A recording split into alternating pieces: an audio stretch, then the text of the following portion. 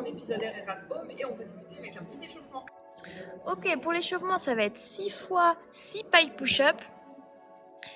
Les pieds et les mains larges, les fessiers vers le haut, je rentre ma tête, je viens toucher le sommet de mon crâne en faisant une flexion des bras et ma tête dépasse les épaules. 6 répétitions à faire comme ça et ensuite on partira sur 40 single under.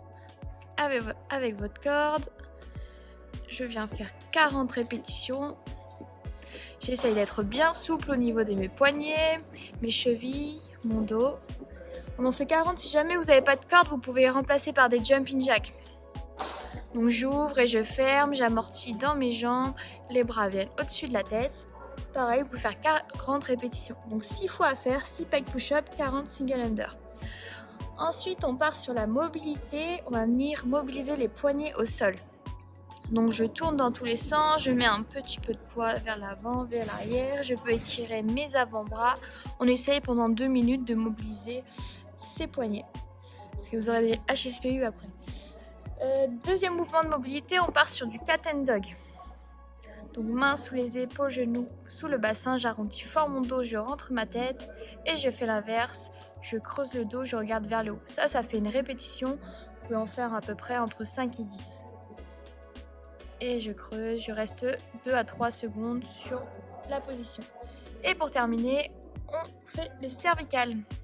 Donc je tourne dans un sens, je tourne dans l'autre.